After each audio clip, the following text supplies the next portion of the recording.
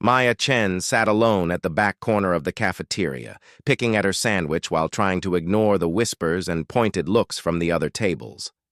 At 17, she had grown used to being invisible, or worse, being the target of her classmates' cruelty. Her thick glasses, hand-me-down clothes, and quiet nature made her an easy mark for bullies like Derek Martinez and his gang. "Hey, freak show!" Derek's voice cut through the lunchroom chatter as he approached her table with his usual smirk. "Still talking to your imaginary friends?" Maya kept her eyes down, focusing on her food. She had learned long ago that responding only made things worse, but Derek wasn't satisfied with being ignored. "I'm talking to you, weirdo," he said, knocking her water bottle off the table. The plastic container clattered across the floor, drawing more attention their way. "My little sister says she saw you in the park yesterday, talking to empty air like some kind of mental case." The other students began to gather around, sensing entertainment. Maya felt her chest tighten with familiar anxiety, but underneath it, something else stirred. Something she had been fighting to keep buried for years. "Leave me alone, Derek," she whispered, still not looking up. "What was that?" Derek leaned closer, his voice mocking. "Did the freak finally speak? Come on, tell us what you were doing in the park. Practicing your witchcraft?" Laughter erupted from the crowd. Maya's hands began to shake, not from fear, but from the effort of holding back the force that wanted to break free. She could feel it building inside her like pressure in a sealed container, growing stronger with each cruel word. "Derek, just stop," said Jessica Wong, one of the few students who sometimes showed Maya kindness. "She's not bothering anyone." "Mind your own business, Jessica," Derek snapped. Then he turned back to Maya and did something that would change everything. He grabbed her lunch tray and dumped the contents over her head. The cafeteria fell silent as cold soup dripped down Maya's face and onto her already stained shirt. For a moment, time seemed frozen. Then Maya looked up, and Derek took an involuntary step backward. Her eyes, normally hidden behind thick lenses, blazed with an intensity that made the air around her shimmer. "I said leave me alone," Maya repeated. But this time her voice carried a strange resonance that seemed to come from everywhere at once. The fluorescent lights above began to flicker. Then, one by one, they started to explode in showers of sparks. Students screamed and ducked for cover as the light fixtures burst in sequence, moving outward from Maya's position like ripples in a pond. The vending machines along the walls began to vibrate violently, their displays cracking and sparking. Derek stumbled backward, his face pale with terror. "What the hell?" His words were cut off as every piece of metal in the cafeteria began to hum with an otherworldly frequency. Lunch trays lifted into the air, spinning slowly around Maya like she was the center of some invisible tornado. The fire sprinkler system activated without warning, drenching everyone in cold water while somehow leaving Maya completely dry. In the chaos that followed, Maya stood perfectly still at the eye of the storm she had created. Her wet hair had somehow become perfectly arranged, and her clothes appeared clean and undamaged despite the food that had been dumped on her moments before. Most unsettling of all, she seemed to glow with a faint silvery light that pulsed in rhythm with her heartbeat. Teachers rushed into the cafeteria, shouting for order, but their voices were drowned out by the groaning of metal and the continued explosions of light fixtures. Principal Morrison burst through the crowd, his face red with exertion and confusion. "Everyone out! Emergency evacuation! Now!" he shouted. But as students ran for the exits, slipping on the wet floor and dodging falling debris, Maya remained motionless.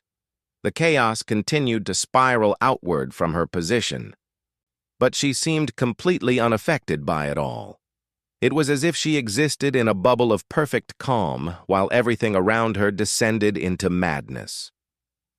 Jessica Wong, despite her terror, found herself unable to look away from her classmate. In that moment, She saw something in Maya's expression that chilled her more than the supernatural display of power. Maya looked sad, but not surprised. This wasn't the first time something like this had happened. As the cafeteria finally emptied, except for Maya, the destruction gradually subsided. The floating trays settled gently to the floor, the lights stopped exploding, and the oppressive hum of vibrating metal faded to silence. Maya stood alone among the wreckage, looking smaller and more fragile than ever, despite what she had just unleashed.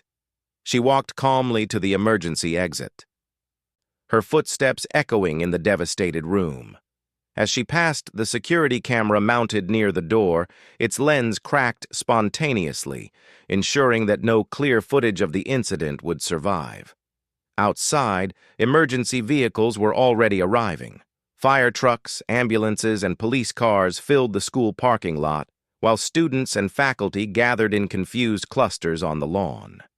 Maya emerged from the building and immediately blended into the crowd, once again becoming invisible despite being the cause of all the chaos. "Gas leak," she heard Principal Morrison telling a firefighter. "Had to be a gas leak. Some kind of electrical surge, maybe."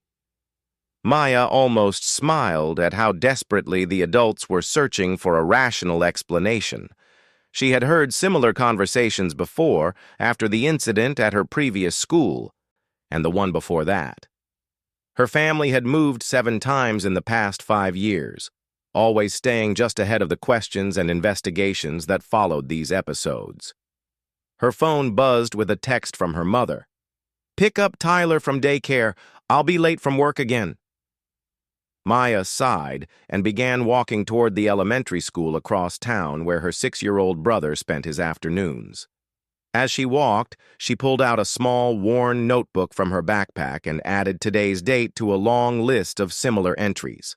Next to it, she wrote, "Cafeteria, electrical systems, no injuries, relocation probable." She had been keeping this record since she was 12 when the incidents first began. Her parents thought they were random accidents, freak occurrences that somehow followed their family from place to place. They had no idea that Maya was the common thread, the source of the chaos that had upended their lives repeatedly. The worst part wasn't the moving, or even the fear in people's eyes when strange things happened around her. The worst part was the loneliness. Maya had never been able to get close to anyone because she knew that eventually her control would slip again, and they would have to run. As she walked through the quiet suburban streets, Maya allowed herself a moment of self-pity.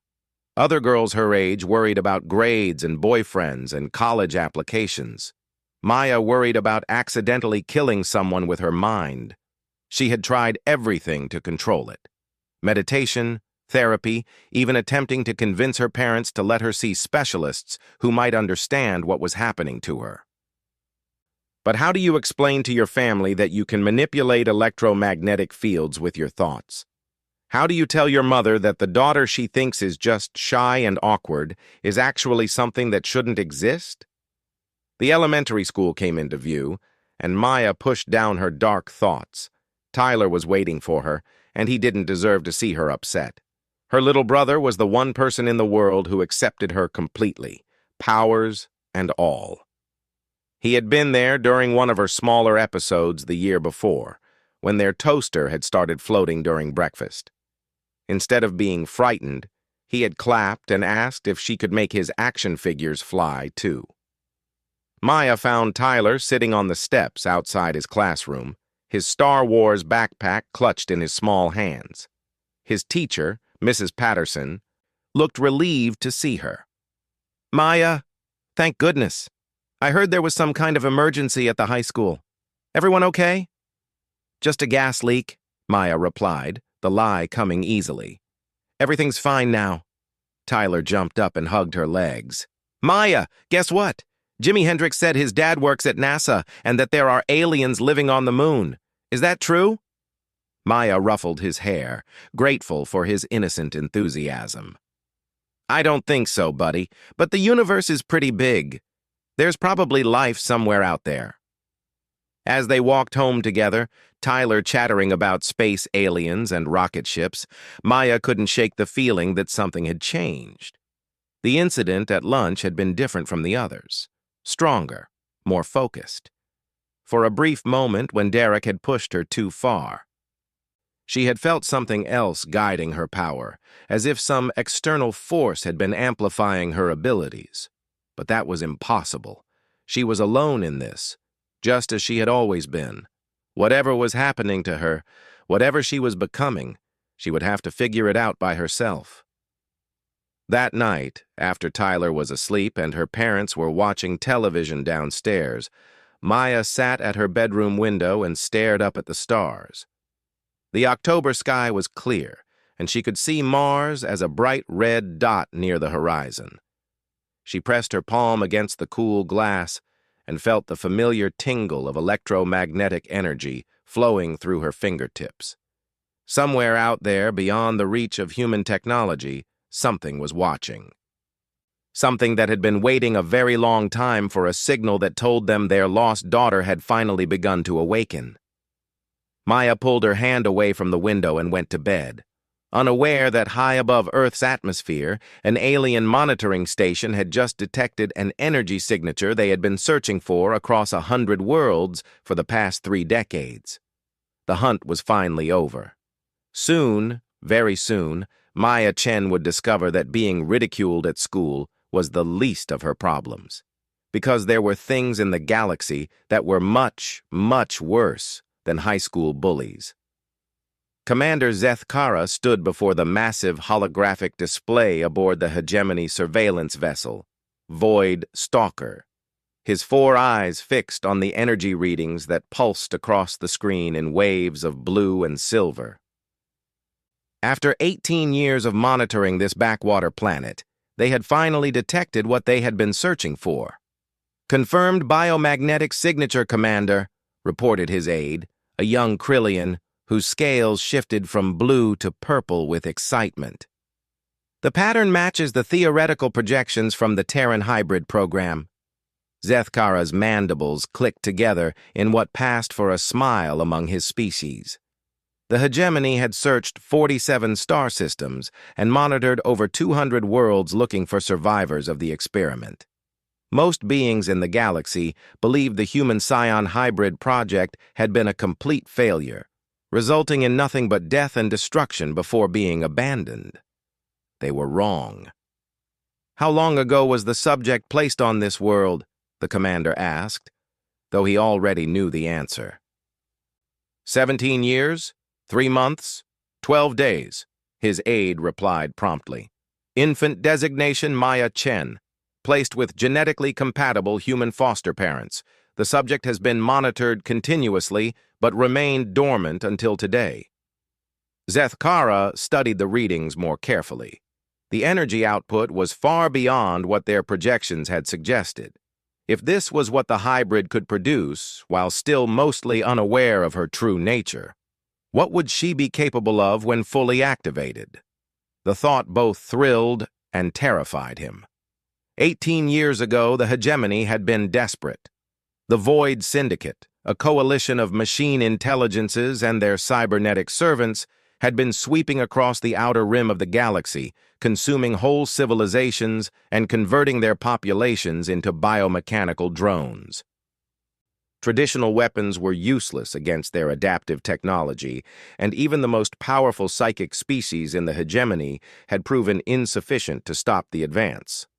That's when Dr. Sarah Chen, a human xenobiologist working on diplomatic exchange with the Krillian Science Collective, had proposed the unthinkable, combining human genetics with psychic DNA from the most powerful species in the galaxy. Humans, she argued, had something unique that other species lacked, an almost reckless creativity and an ability to exceed their limitations when pushed to extremes. The project had been controversial from the beginning. Most species viewed humans as barely civilized primitives who had only recently achieved faster-than-light travel. The idea that their chaotic, undisciplined minds could be enhanced with psychic abilities seemed like madness. But Dr. Chen had been persuasive, and the hegemony had been desperate. They approved a limited trial of 50 human volunteers, each to be genetically modified and given psychic enhancements. The volunteers would then return to Earth to bear children who would carry both human and alien genetic markers. The results had been catastrophic. Of the 50 enhanced humans, 43 had died within the first year, as their bodies rejected the alien modifications. 5 more had suffered complete mental breakdowns, their human minds unable to cope with the sudden influx of psychic awareness. The remaining 2 had managed to conceive children before their own enhanced genetics finally killed them. Dr. Sarah Chen had been one of those 2 survivors. "Status of the other hybrid?" Zethkara asked. His aide's scales shifted to a muddy brown color. "Subject Kai Chen Torres was terminated 8 years ago during an accidental manifestation in Australia. Local authorities attributed his death to a bushfire, but our monitoring equipment detected a massive psychic burnout just before the flames reached his location." Zethkara's claws tightened on the armrest of his command chair. 50 volunteers had become 2 children, and now only 1 remained. Maya Chen was quite possibly the last hope the galaxy had against the Void Syndicate. "Sir," another technician spoke up from across the bridge. "We're detecting movement in the outer system. 3 Void Syndicate scout ships have just dropped out of hyperspace." The commander's blood went cold. After 18 years of careful stealth and monitoring, the Syndicate had finally found them, which meant they knew about Maya. "Defensive positions," he ordered, "and prepare the extraction team. We need to get the hybrid off that planet before—" His words were cut off as proximity alarms began blaring throughout the ship. On the main display, dozens of new contacts appeared as if materializing from thin air. Sleek, black vessels that seemed to absorb light rather than reflect it surrounded the hegemony ship. "Sir, we're being hailed," the communications officer reported, her voice tight with fear. "On screen." The hologram flickered to life, revealing a figure that had once been human, but was now something far more sinister. Cybernetic implants covered half of Agent Vex's face, glowing with cold blue light. Her remaining human eye was gray and lifeless, while her mechanical eye whirred as it focused on Zethkara. "Commander," she said, her voice a disturbing blend of organic speech and electronic modulation. "You've led us on quite a chase. 18 years is a long time to play hide-and-seek." "Agent Vex," Zethkara replied, trying to keep his voice steady. "I should have known the Syndicate would send their best bloodhound." Vex smiled, revealing teeth that had been replaced with razor-sharp metal implants. "The Collective appreciates flattery, but I'm here on business. We know about the hybrid. We know what she can do. And we know that you're here to collect her." "The Chen girl is under hegemony protection," Zethkara said formally. "Any interference will be considered an act of war." "War?" Vex laughed, a sound like grinding metal. "Commander, the war ended the moment your people decided to play God with human genetics. Now, you have 2 choices. Surrender the hybrid voluntarily, and we'll allow your crew to die quickly. Refuse, and we'll take her anyway after we've harvested your brains for our collection." Zethkara cut the transmission and turned to his tactical officer. "Status report. They have us outnumbered 3-1, and their ships are equipped with adaptive shields. Even if we managed to break through, we couldn't reach the planet's surface before they intercepted us." Meanwhile, on Earth's surface, Maya Chen was experiencing the worst headache of her life.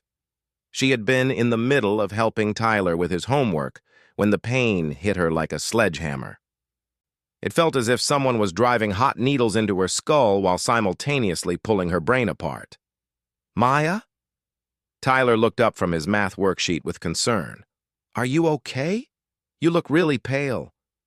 Maya gritted her teeth and tried to focus on her brother's voice, but it was becoming increasingly difficult. Images were flashing through her mind, images that didn't belong to her. She saw vast ships moving through space, alien beings with multiple eyes and scaled skin, and something else, something dark and mechanical and utterly terrifying. "Tyler, go get Mom and Dad," she managed to say through clenched teeth. "Tell them I need help." But as Tyler ran from the room, Maya realized that her parents wouldn't be able to help her with this. Whatever was happening to her was beyond anything they could understand or control. The images in her mind were becoming clearer now. She could see a conversation taking place on a spaceship high above Earth. She could understand the alien language as if it were her native tongue. And she could feel something else, a presence that was actively searching for her, something mechanical and hungry and utterly without mercy. Maya stumbled to her feet and made her way to the bathroom, hoping that cold water might clear her head. But when she looked in the mirror, she barely recognized herself. Her eyes were glowing with the same silvery light that had appeared during the cafeteria incident, but much brighter. Her dark hair seemed to move of its own accord, floating around her head as if she were underwater, and behind her reflection she could see something impossible. Standing in her bathroom was a woman who looked exactly like Maya, but older, maybe in her 30s, with the same dark hair and delicate features, but wearing clothes made of some kind of metallic fabric that seemed to shift and flow like liquid mercury. "Hello, Maya," the woman said, her voice carrying the same otherworldly resonance that Maya's had possessed during her episodes. "My name is Sarah Chen. I'm your mother." Maya spun around, but there was no one there. When she looked back at the mirror, the woman was still visible in the reflection, smiling sadly. "I know this is confusing, sweetheart, and I know you have questions. But right now, you're in terrible danger, and there isn't much time." "This isn't real," Maya whispered. "I'm having a breakdown. This is just stress from destroying the cafeteria today." Sarah's reflection interrupted gently. "From all the times you've had to move because of your episodes?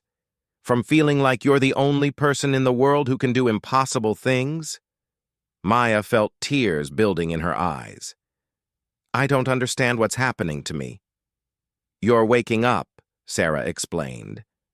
"I'm speaking to you through a psychic recording I left in your genetic memory before I died. It was programmed to activate when you reached a certain level of development or when you were in immediate danger. My mother died when I was 2, Maya said, confused. "Car accident." "Helen and David Chen are wonderful people who raised you with love and kindness," Sarah's reflection replied. "But they're not your biological parents. I am. And your father was a member of an alien species called the Krillians, who could manipulate electromagnetic fields with their minds." Maya sank down onto the bathroom floor, overwhelmed. "That's impossible. Look at what you did today, sweetheart. Look at what you've been doing your whole life. Is that possible either?" Before Maya could respond, the bathroom lights began to flicker, and she heard Tyler screaming from downstairs. She ran to the window and looked out to see 3 black vehicles surrounding their house. Men in dark suits were already moving up the driveway, and they were carrying weapons that definitely weren't from Earth. "They found you," Sarah's voice said urgently. "Maya, listen to me very carefully. In about 30 seconds, some very bad people are going to break down your front door. They want to take you away and turn you into a weapon. You have the power to stop them, but only if you stop fighting against your abilities." "I don't know how," Maya cried. "Stop trying to control it," Sarah said. "Stop trying to contain it. Just let it flow through you like water through a dam. Trust yourself." The front door exploded inward with a sound like thunder. Maya heard her adoptive parents shouting in fear and confusion, followed by Tyler's terrified sobs. Rage flowed through her like liquid fire, and for the first time in her life, she didn't try to push it down. She let it build. The mirror cracked as power flowed through Maya like an electrical storm. Every piece of metal in the house began to vibrate, from the plumbing in the walls to the fillings in her parents' teeth. The invaders' weapons sparked and died in their hands as their electronic components were fried by electromagnetic pulses. Maya walked slowly down the stairs, her feet not quite touching the ground. The air around her shimmered with barely contained energy, and her eyes blazed like twin stars. When she reached the living room, she found 6 men in black suits pointing useless weapons at her family. Their leader, a tall man with cybernetic implants covering half his face, smiled when he saw her. "Hello, Maya," he said in a voice that mixed human speech with electronic modulation. "I'm Agent Vex. I'm here to bring you home." Maya looked at her terrified family huddled together on the couch, then back at the cyborg who had invaded their home. "This is my home," she said quietly. Then she showed Agent Vex exactly what a human-scion hybrid could do when someone threatened the people she loved. The electromagnetic pulse that erupted from Maya Chen didn't just disable the weapons in her living room. It fried every electronic device within a 3-mile radius, from smartphones to car engines to the traffic control systems downtown. But Maya wasn't done. Agent Vex had made the mistake of threatening her family. The cyborg agent stood frozen as his mechanical implants began to spark and smoke. His artificial eye flickered frantically before going dark, and the cybernetic half of his face started to twitch uncontrollably as the delicate electronics beneath his skin died one by one. "Impossible," he gasped, his electronic voice modulator failing mid-word. "The readings said you were still dormant. I shouldn't be able to do a lot of things," Maya said, rising slowly into the air as energy crackled around her like contained lightning. "But I've never been very good at following rules." The other syndicate agents tried to retreat, but Maya gestured with one hand, and the metal components in their cybernetic enhancements began to heat up rapidly. They screamed and clawed at their implants as the technology that had once made them superhuman became instruments of agony. "Maya, stop!" Helen Chen cried out from the couch. "You're hurting them!" Maya looked at the woman who had raised her with love and patience for 15 years, the woman who had comforted her through nightmares and celebrated her small victories. The rage that had been building inside her faltered for a moment. That hesitation was all Agent Vex needed. Despite his damaged implants, he lunged forward with inhuman speed, a concealed blade extending from his wrist. Maya reacted instinctively, throwing up a barrier of pure electromagnetic force that sent the cyborg flying backward through her living room wall and into the neighbor's yard. "Everyone stay inside," Maya commanded, her voice carrying an authority that made her adoptive parents and Tyler immediately obey. "And whatever happens, don't try to help me." She walked through the hole in the wall that Vex had created, her feet still floating inches above the ground. Outside, she could see more syndicate agents emerging from their vehicles, but these weren't the cybernetic hybrids she had faced inside. These were full conversion units, beings who had willingly given up their biological bodies to become living weapons for the Void Syndicate. "Impressive," Agent Vex said as he pulled himself out of the crater his impact had created in the neighbor's lawn. His cybernetic face was badly damaged, sparking circuits visible through torn artificial skin. But raw power without training is just destruction waiting for direction. He raised his remaining functional hand, and Maya felt something try to invade her mind. It was like having ice water poured directly into her brain, a cold and alien presence that sought to override her will and turn her into another drone for the collective. But the presence recoiled almost immediately, as if it had touched something that burned. "What?" Vex started to say. "That's the thing about humans," Maya replied, her eyes now blazing so brightly that looking directly at her was painful. "We don't like being told what to do." She reached out with her abilities and found the electronic components in every syndicate vehicle, drone, and agent within a 5-mile radius. Then she began to squeeze. The effect was devastating. Cars exploded as their fuel injection systems overloaded. Streetlights burst in showers of sparks that rained down like fireworks.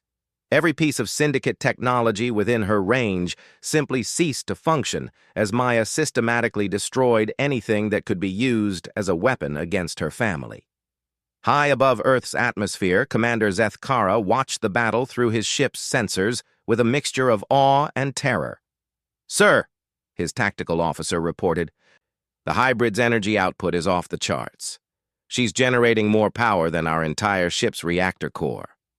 "And she's barely trying," Zethkara murmured. "Look at the precision. She's selectively targeting only syndicate technology while leaving everything else untouched."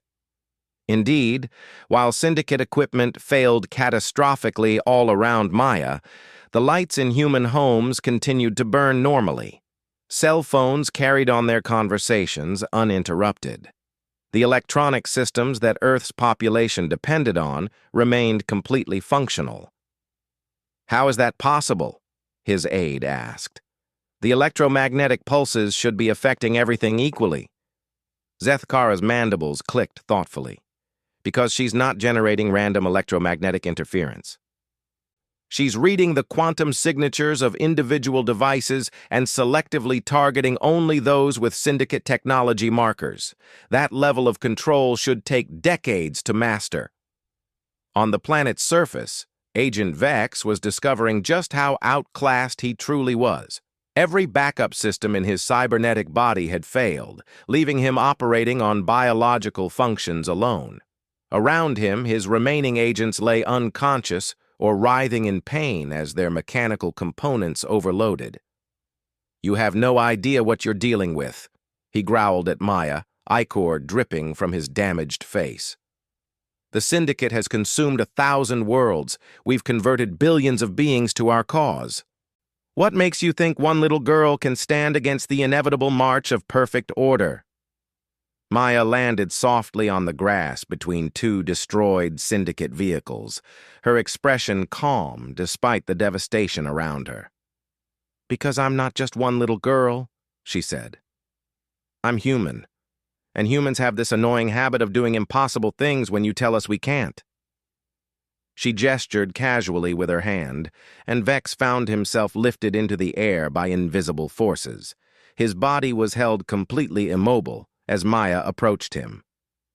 "You want to know what makes humans special?" she asked conversationally. "It's not that we're stronger than other species, or smarter, or more advanced.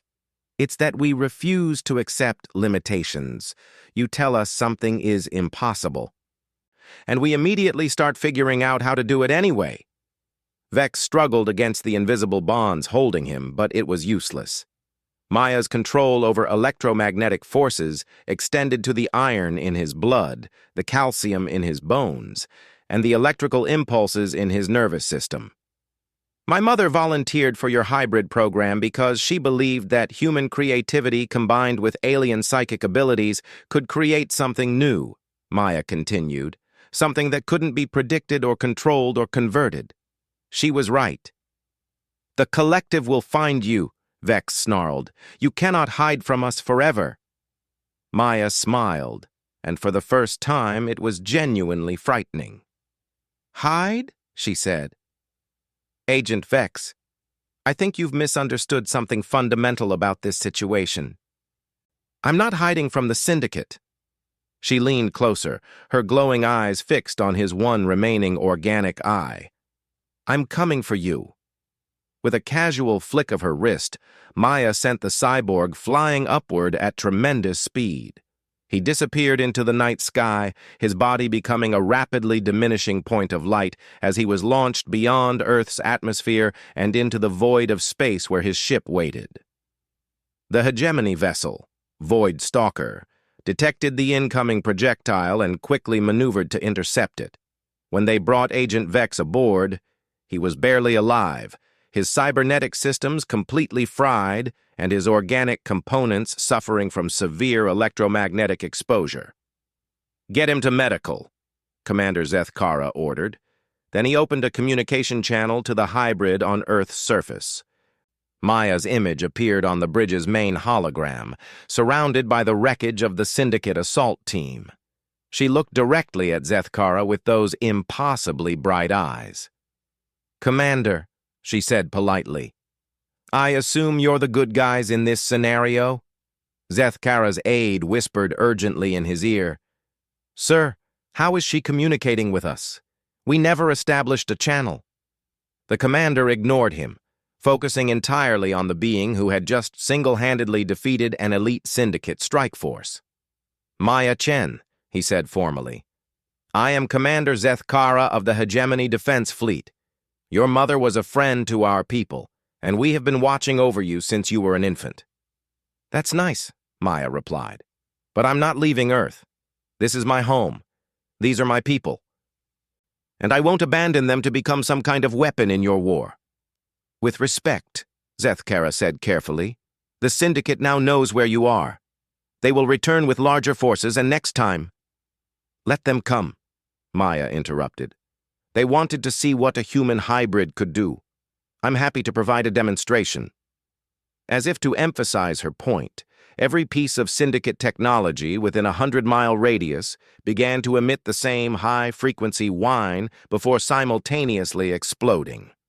The message was clear. Earth was now under her protection. Commander Zethkara felt a chill run through his scaled hide. The energy readings from the hybrid were still climbing, suggesting that what they had witnessed was only a fraction of her true capabilities. "There is something you should know," he said. "The Syndicate isn't just a random threat.